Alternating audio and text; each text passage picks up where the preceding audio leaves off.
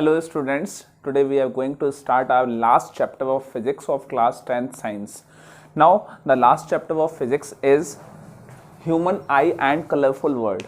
Now in this chapter the structure of human eye and the defects of human eye has been removed for this year due to कोविड-19 की वजह से जो आई का structure और उसके डिफेक्ट और एकोमोडेशन ऑफ लेंस ये जो टॉपिक्स हैं ये हटा दिए गए हैं. That means the first half of the chapter has been removed in this year and only second half of the chapter is remained. जो सेकेंड हाफ है चैप्टर का वो बचा हुआ है, बाकी रिमूव कर दिया. Now second half starts from the reflection of light through prism. Now this topic is reflection through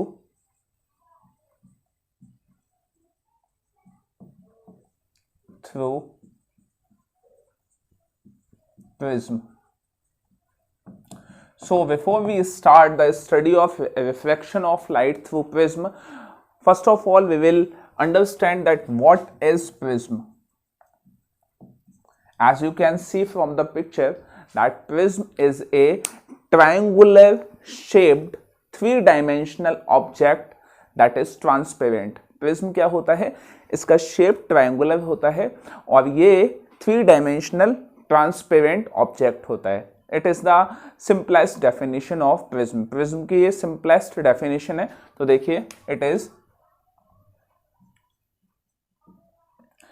is triangular shaped three-dimensional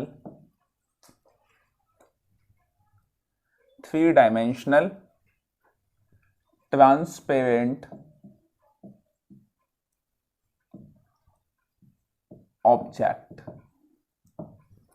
okay, अब देखिए प्रिज्म कैसा दिखता है वो हम बनाएंगे. So this is prism. ये हो गया प्रिज्म.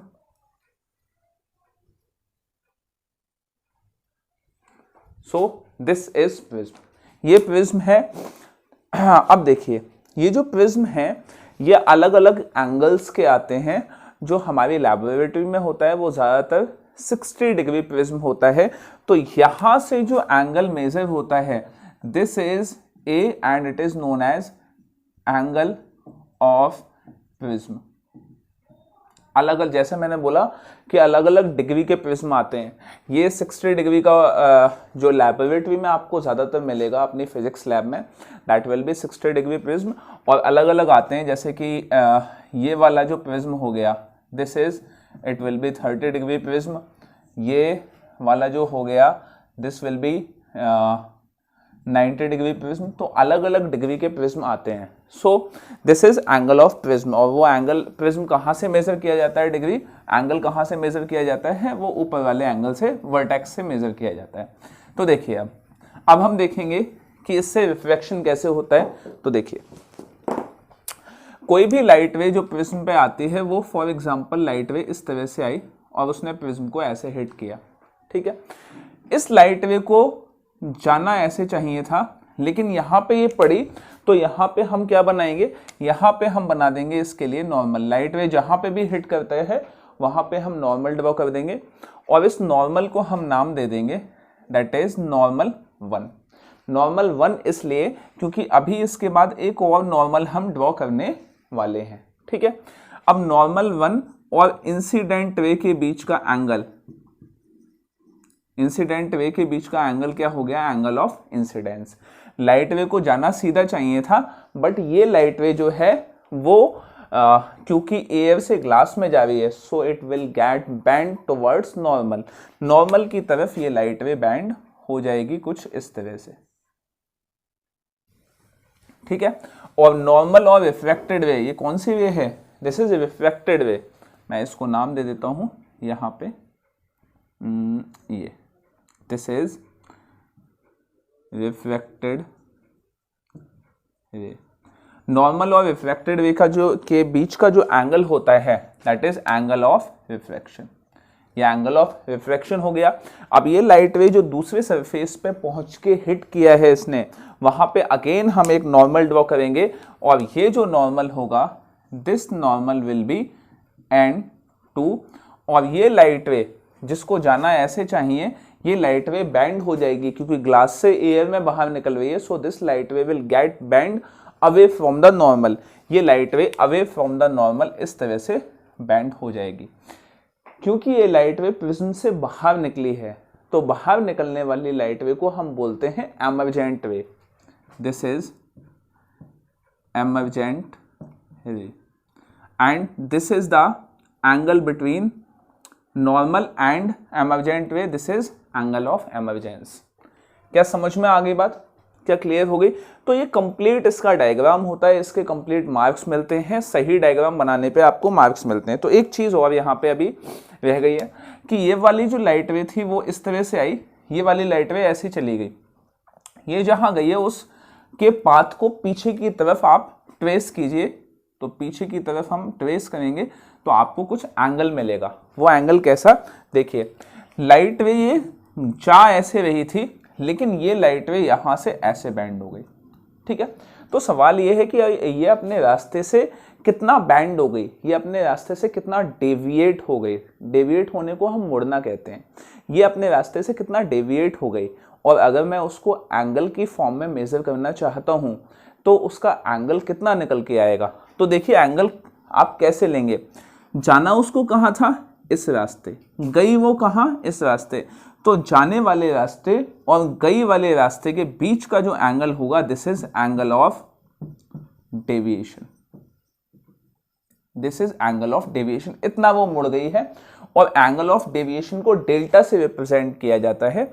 डेल्टा बनाने के अलग अलग तरीके होते हैं। डेल्टा ऐसे भी बनाया जाता है, और डेल्टा एक और तरीके से बनाया जाता है, दिस इज डेल्टा, ठीक है। बस ये वाला डेल्टा ज़्यादा बड़े चेंज को रिप्रेजेंट करता है, और ये वाला डेल्टा स्मॉल चेंज को रिप्रेजेंट करता है। बनाने का तरीका क्या होता है? जैसे आप एस बनाते हैं, बस एस को ही थोड़ा सा डिज़ाइनदार बना दीजिए, और ये इस तरह से बन गया आपका डेल्टा। क्या बोलते हैं इसको? डेल्टा, ठीक है। तो इस वाले डायग्राम में डेल्टा कहाँ बनेगा? This will be delta. ये हो गया डेल्टा। क्या समझ में आ गई बात? चलिए, मैं फटाफट नेमिंग कर देता हूं। I is angle of incidence। जब एग्जामिनेशन में आएगा तो आप इसको कंप्लीट लिख के आएंगे, ये आर, ये भी are. R is the angle of refraction। N1 and N2 normal 1 and normal 2, ठीक है। Now what is A? A is angle of prism। A is angle of prism। E is angle of emergence, जिस angle से light रे बाहर निकली है। Next is what? Delta. Delta is angle of deviation, ठीक है। क्या समझ में आ गई बात?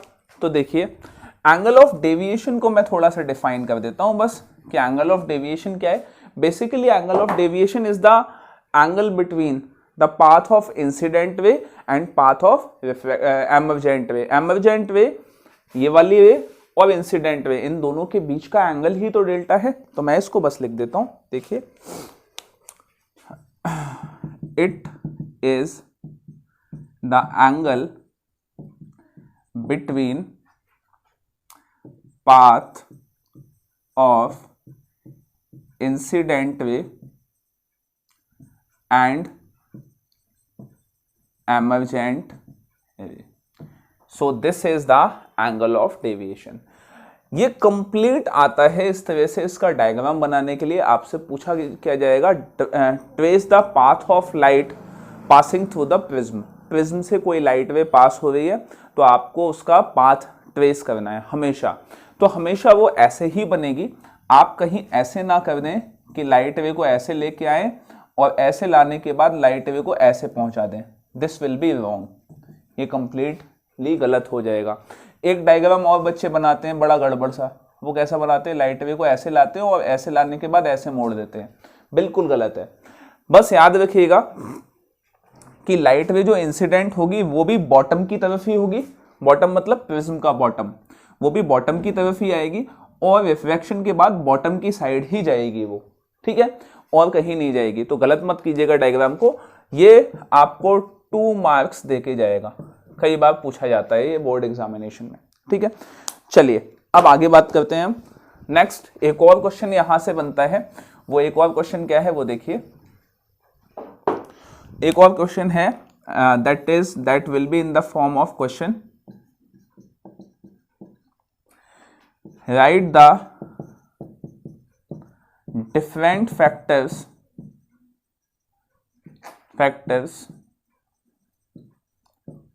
on which angle of deviation depends, angle of deviation जिन फैक्टर्स पे डिपेंड करेगा वो लिखिए।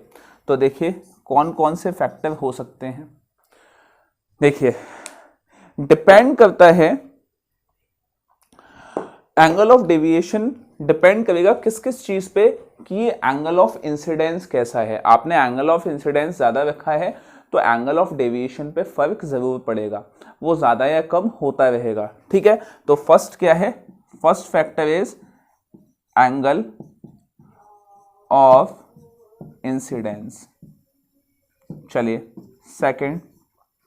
सेकंड फैक्टर है क्या, that is angle of prism. मैंने कहा कि एंगल ऑफ प्रिज्म अगर कम होगा, मतलब ये एंगल था, ये प्रिज्म था मान लो 60 डिग्री, अगर एंगल ऑफ प्रिज्म होगा 30 डिग्री का तो प्रिज्म उतना ही छोटा बनेगा, और एंगल ऑफ प्रिज्म अगर 90 डिग्री का होगा तो वो प्रिज्म उतना ही ज्यादा चौड़ा होगा। तो उससे पास होने वाली जो लाइट रे है वो लाइट रे भी उसमें भी के भी डेविएशन में अंतर आ जाएगा, उसके डेविएशन में भी फर्क आ जाएगा। तो जो फैक्टर होगा, सेकंड फैक्टर होगा, that second factor is angle of prism. चलिए third first angle of incidence, second angle of prism, and third क्या होगा कि ये जो प्रिज्म है उसका ग्लास कैसा है, मतलब उसका मटेरियल कैसा है, उसका रिफ्रैक्टिव इंडेक्स क्या है। तो थर्ड इज रिफ्रैक्टिव इंडेक्स। तो ये 3 फैक्टर्स होते हैं जिसपे एंगल ऑफ डेविएशन डिपेंड करता है, एग्जामिनेशन में खूब पूछे जाते हैं, तो आपको ये पता होने चाहिए कि ये फैक्टर्स हैं क्या क्या, ठीक है। तो ये हो गया हमारा refraction of light through prism.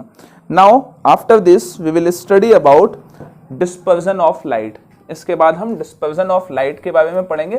तो देखिए कि dispersion of light क्या होता है।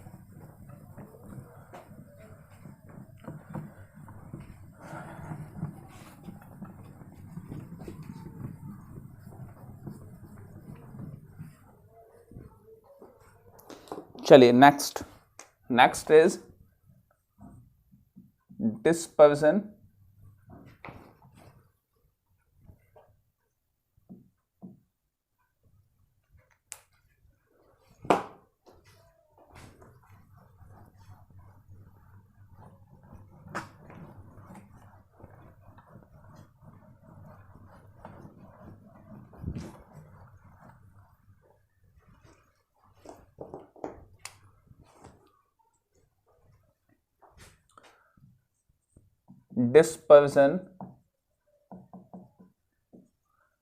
of light। Dispersion of light क्या होता है, देखिए सबसे पहले तो हम ये समझें कि लाइट का नेचर कैसा होता है। And if I am talking about light that means I am talking about sunlight, कि सनलाइट का नेचर कैसा होता है। If I ask you that what is the colour of sunlight, तो आप कहेंगे कि सर सनलाइट का कलर कुछ फिक्स नहीं होता, सुबह के टाइम पे वो रेड नजर आती है, धीरे धीरे वो येलो हो जाती है, दोपहर तक आते आते वो वाइट हो जाती है, फिर वापस से वो येलो होना शुरू हो जाती है, देन शाम के टाइम अगेन वो रेड हो जाती है। तो सनलाइट का जो कलर है वो चेंज होते रहता है, लेकिन उसके बावजूद सनलाइट का जो फिक्स कलर है that colour is white. Sunlight जो है वो वाइट कलर की होती है। लेकिन आपको जान के थोड़ी सी हैरानी होगी कि वाइट कलर इस नेचर में एग्जिस्ट नहीं करता। वाइट कलर कुछ होता ही नहीं है नेचर में। आप कहेंगे हैं ये कैसी बात है, हम तो देखते हैं वॉल्स पे पेंट वाइट होता है, बहुत सारी चीज़ें वाइट कलर की होती है, तो फिर आप कैसे बोल रहे हैं कि वाइट कलर नहीं होता कुछ। देखिए बचपन में आपने जब ड्राइंग बनाई है तो आपने देखा है कि आप एक ग्रीन और एक रेड कलर को मिला के या ब्राउन कलर को मिला के ब्लैक बना देते थे। इसी तरह से बहुत सारे अलग अलग कलर्स को मिला के अलग अलग कलर्स बनाए जा सकते हैं। आपके घर पे फॉर एग्जांपल दीपावली, अब इंडिया में तो दीपावली बहुत शान से एक जोर शोर से मनाया जाता है, तो दीपावली पे अगर पेंटिंग होती है तो आप पेंट लेने जाते हैं और पेंट वाले से आप कहते हैं कि ज़रा पिंक कलर का मुझे डब्बा दे दीजिए। वैसे तो पिंक में भी बहुत सारे शेड आते हैं, लेकिन अगर आप जनरल मांगे कि मुझे पिंक कलर का डब्बा दे दीजिए, तो होता अक्सर ये है कि पिंक कलर उसके पास नहीं होगा, लेकिन वो पिंक कलर बना देगा। कैसे? वो रेड कलर को मिक्स करेगा और वाइट कलर को मिक्स करेगा। उसके पास कंप्यूटराइज्ड एक पैनल है, उस पैनल के थ्रू उस रेशियो को भी फिक्स कर देगा। वो रेशियो फिक्स होता है कि अगर पिंक बनाना है तो रेड कितनी क्वांटिटी में होना चाहिए और वाइट कितनी रेशियो में होना चाहिए। रेड और वाइट का रेशियो होगा, उसके हिसाब से वो पिंक बना देगा। अब पिंक आपको कैसा चाहिए वो एक अलग बात है, आपको लाइट पिंक चाहिए, आपको डार्क पिंक चाहिए, कैसा पिंक चाहिए, दैट इज डिफरेंट थिंग। क्या समझ में आ गई बात? तो कहने का जो मेरा मतलब है कि इस दुनिया में जितने भी कलर्स आप देखते हैं वो सारे के सारे नेचुरल कलर्स नहीं हैं, वो सारे के सारे कलर्स एग्जिस्ट नहीं करते नेचर में। नेचर में जो कलर्स एग्जिस्ट करते हैं दैट इज 7 कलर, वो 7 ही कलर एग्जिस्ट करते हैं। अब वो 7 कलर्स कौन से हैं? Violet, indigo, blue, green, yellow, orange, red. क्या मैंने कहीं वाइट बोला है इसमें से? वाइट नहीं होता। वाइट कलर, इन सभी कलर्स को मिक्स अगर कर दिया जाए तो आपको जो कलर मिलेगा that will be white colour. वो कैसा कलर होगा? White colour. Violet, indigo, blue, green, yellow, orange, red, इन सबको अगर मिक्स कर दिया जाए तो आपको वाइट कलर मिलेगा। तो सनलाइट जो वाइट कलर से वाइट कलर की दिखती है या वाइट कलर की है, वो एक्चुअली 7 कलर्स से मिलके बनी है। लेकिन उसी सनलाइट को जब आप एक प्रिज्म से पास कर देते हैं तो ये सनलाइट की पोल खुल जाती है और इस सनलाइट के 7 कलर्स बाहर अलग अलग हमें दिखाई देने लग जाते हैं। अब वो अलग अलग कैसे दिखाई देते हैं वो हम समझते हैं। तो देखिए एक इंसिडेंट वे है, ठीक है। अब इंसिडेंट वे आपने इस पे इंसिडेंट की and this is white light. कैसी लाइट है? White light. अब व्हाइट लाइट जब इसमें से पास होगी तो पास होने के बाद ये व्हाइट लाइट जो है वो यहां से अलग अलग पार्ट्स में डिवाइड हो जाएगी। This is 1, this is 2, this is 3, this is 4, this is 5, this is 6। आप कहेंगे सर ये तो बहुत बिल्कुल क्लोज हैं। बस यही बात है कि जब तक व्हाइट लाइट एयर में ट्रेवल कर रही है उसके अंदर जो 7 कलर्स हैं वो इतने ज़्यादा क्लोज हैं। और मैं बार बार ज़्यादा क्लोज बोल रहा हूँ, बल्कि मुझे इसको एक दूसरा टेक्निकल टर्म देना चाहिए। वो टेक्निकल टर्म अभी मैं दूंगा कि इतने ज़्यादा वो क्लोज हैं कि वो हम उनको ऑब्जर्व नहीं कर सकते कि ये कलर्स अलग अलग हैं। लेकिन जब ये कलर्स यहाँ से बाहर निकलते हैं प्रिज्म से तो ये और ज़्यादा दूर दूर हो जाते हैं और इन कलर्स को हम आसानी से फिर डिस्टिंग्विश कर पाएंगे। इन कलर्स को 1, 2, 3, 4, 5, 6, 7, ये 7 कलर्स को हम और ज़्यादा इजीली डिस्टिंग्विश कर पाएंगे। ये इस तरह से 7 कलर्स होते हैं। क्या समझ में आ गई बात? This is the pattern of white light. ये व्हाइट लाइट जो है वो 7 कलर्स में इस तरह से डिवाइड हो जाती है। तो डिस्पर्सन ऑफ लाइट की डेफिनेशन क्या है? Dispersion of light is the splitting of white light into 7 different colors is known as dispersion of light. So this is splitting of white light into 7 colors is known as dispersion of light. अब इन colours का एक proper sequence में है, इन colours को जिस sequence में मैं लिखूंगा उसी सीक्वेंस में ये हमेशा लिखे जाते हैं और उसी सीक्वेंस में लिखे जाएंगे, आप इनको गड़बड़ मत करिएगा। तो पहला जो कलर है this is V, V means violet, that is I, indigo, blue, green, yellow, orange, एक मिनट ये हट जाएगा, 1 2 3 4 5 6 7 रेड, ठीक है। सो दीज कलर्स आर ये जो कलर्स हैं वो क्या है, दीज आर कॉल्ड विबग्योर, इसको हम क्या बोलते हैं, विबग्योर, ठीक है। तो देखिए ये विबग्योर बन गया और सीक्वेंस भी यही रहेगा, V means violet, I means indigo, B means blue, G means green, Y means yellow, and O means orange, and R means red। ये कलर्स इसमें होते हैं। क्या आपको ये बात समझ में आ गई? सो ये 7 कलर्स होते हैं। अब देखिए ये 7 कलर्स का डेविएशन ऐसा क्यों हुआ, देखिए आपने एक इक्वेशन पढ़ी होगी, that equation is C is equal to nu lambda. अब आप कहेंगे सर ये कौन सी इक्वेशन है, तो कोई बात नहीं, एक चीज मैं इसको और सिंपल बना देता हूं। C क्या है, speed of light, C is the speed of light, जिसको आप 3 × 10⁸ मीटर पर सेकेंड लिखते हैं, ठीक है। अब ये जो C है, ये C क्या है, देखिए हमने लाइट को क्या माना है, एक वेव माना है, एक वेव माना है।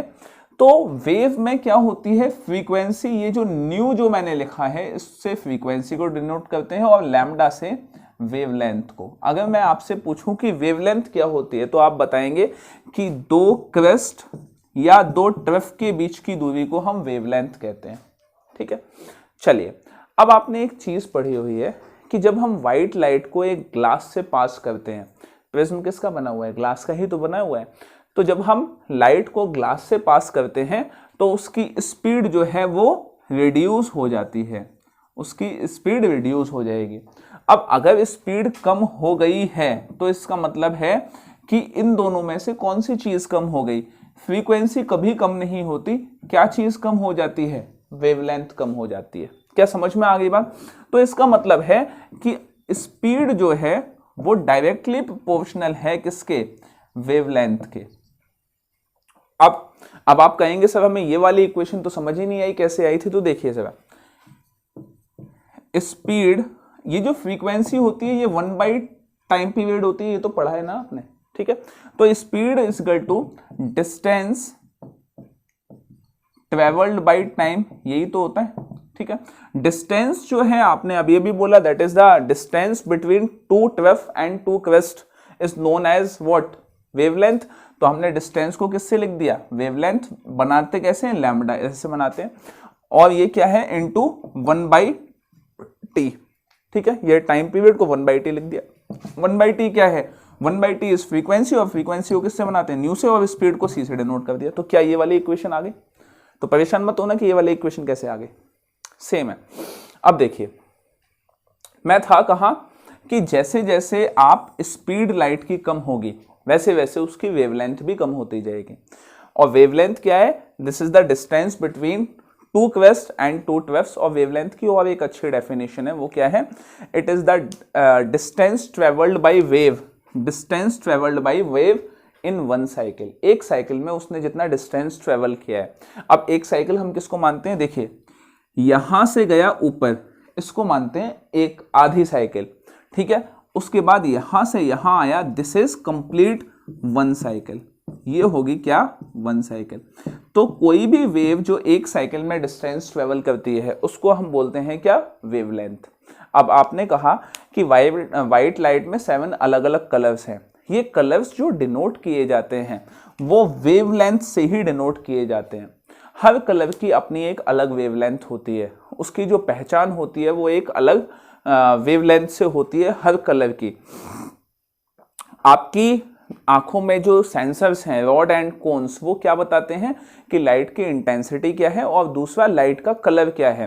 तो इंटेंसिटी पता चलती है किससे, फ्रीक्वेंसी से, ठीक है, और वेवलेंथ पता चलती है किससे, और जो कलर पता चलता है वो किससे, वेवलेंथ से पता चलता है।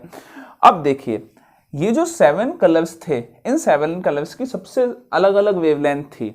जो कलर सबसे ज्यादा डेविएट हुआ है, अब मैं इंपॉर्टेंट बात बताने जा रहा हूं, जो कलर सबसे ज्यादा मुड़ा है, सबसे ज्यादा डेविएट हुआ है, सबसे ज्यादा डेविएट कौन सा हुआ है, दैट इज मोस्ट डेविएटेड। सबसे ज्यादा कलर मुड़ा कौन सा है, दैट इज वॉयलेट। अब जो कलर सबसे ज्यादा मुड़ा है, इसका मतलब है कि वो कलर सबसे कम स्पीड पे, सबसे कम वेवलेंथ से जा रहा था, उसकी वेवलेंथ क्या थी, सबसे कम थी। तो जो सबसे ज्यादा डेविएट होता है उसकी वेवलेंथ सबसे कम होती है, वो सबसे कम डिस्टेंस तक ट्रेवल कर पाता है। और जो सबसे कम मुड़ा है, लीस्ट डेविएटेड, सबसे कम कलर कौन सा मुड़ा है, that is red colour. Red colour की वेवलेंथ हाईएस्ट होती है, हाईएस्ट वेवलेंथ, और इसकी लोएस्ट वेवलेंथ। अब आप कहेंगे सर ये थोड़ी थोड़ी बात कम समझ में आ रही है, देखो ज्यादा समझ लो। मैंने कहा रेड कलर की हाईएस्ट वेवलेंथ होती है, इसीलिए रेड कलर को ट्रैफिक सिग्नल्स पे, व्हीकल्स के टेल लैंप में, रेलवे सिग्नल्स में यूज किया जाता है। किसको, रेड कलर को, ताकि रेड कलर को ज्यादा से ज्यादा डिस्टेंस से इजीली देखा जा सके। हम वहां पे वायलेट या इंडिगो या और कोई कलर क्यों नहीं लगाते, वो इसलिए नहीं लगाते क्योंकि बाकी सारी कलर की वेवलेंथ कम है। वेवलेंथ कम है इसका मतलब वो थोड़ी दूर तक ट्रेवल करेंगे और उसके बाद आपको दिखाई नहीं देंगे। रेड कलर को ज्यादा दूर से देखा जा सकता है क्योंकि उसकी वेवलेंथ क्या है, ज्यादा है। अब जब वेवलेंथ ज्यादा है तो उसको हम क्लियरली देख सकते हैं, इसीलिए रेड कलर को व्हीकल्स में, ट्रैफिक सिग्नल्स में यूज किया जाता है। क्या ये बात आपको समझ में आ गई? तो ये जो पैटर्न बना है कि वॉयलेट सबसे नीचे, उसके बाद Indigo, blue, green, yellow, orange, red, क्यों बना है, क्योंकि वॉयलेट की वेवलेंथ सबसे कम है। अब सबसे कम अगर वेवलेंथ है तो सबसे ज्यादा मुड़ा भी, सबसे ज्यादा डेविएट भी यही हुआ है। उसके बाद indigo, then blue, then green, then yellow, then orange, then red. क्या समझ में आ गई बात? तो ये था डिस्पर्जन ऑफ लाइट, 7 कलर्स में डिवाइड होना। बस आप कुछ चीजें याद रखिए कि लीस्ट डेविएटेड क्या होता है, मोस्ट डेविएटेड क्या होता है, रेड क्या होता है, रेड जो कलर है उसकी वेवलेंथ कितनी है, कितनी मतलब हाईएस्ट है या लोएस्ट है, नंबर तो आप नहीं पढ़ेंगे अभी, और वॉयलेट की वेवलेंथ कम है या ज्यादा है, ये सारी चीजें आपको पता होनी चाहिए। तो चलिए अब इसके बाद हम पढ़ेंगे क्या, स्कैटरिंग ऑफ लाइट।